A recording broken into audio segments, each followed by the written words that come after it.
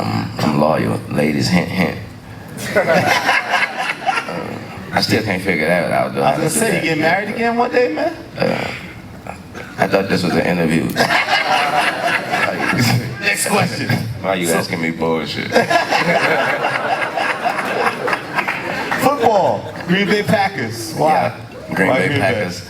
I'm a Brett Favre fan. I was a huge Brett Favre fan. And like I said, I'm loyal. Been a cheesehead. They came to the Super Bowl. That's what happened. They came to the Super Bowl in the Superdome, like I think 95 or 96. And my dad, the late Rabbit, my dad, yeah, he went to that Super Bowl.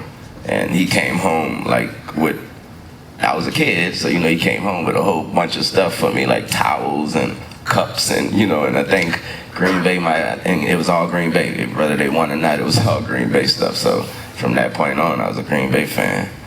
And the Saints wasn't too good, so it was cool. You needed, at that time, as a Saints fan, you needed another team to be a fan of.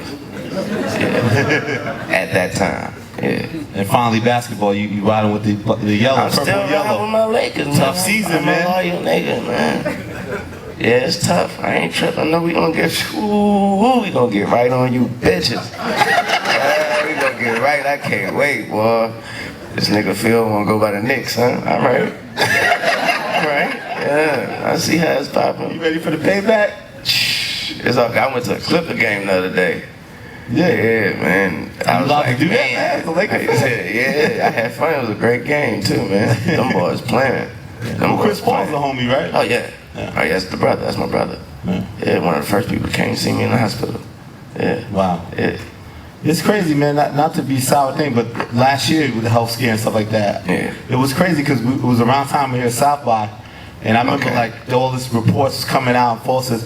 I remember being backstage at Fader Fort, and I was with like Pharrell and Solange, and they asking me like, "What's going on with?" And I'm trying to get on the phone and find, people expect me to know, the reporter, like, it's just crazy to be with you a year later and overcoming that situation, man. Yeah, man. Yeah. I'm glad you're in good health. Thank you, brother. Thank you. Definitely.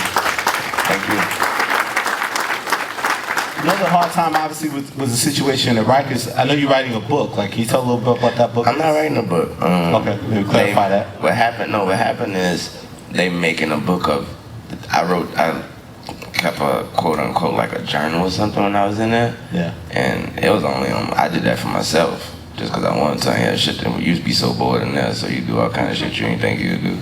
So I start writing shit down every day. And so, Taz, my man, he thought it'd be a good idea. It's like, man, if you don't mind, like, if you could give me those shits that you wrote every day, I could make a book out of that. People want to see that. And I was like, honestly, Taz, I was like, I ain't do nothing. I was like, it would just be like, yeah, I went to the day room today, played cards, I whipped a nigga ass in Uno.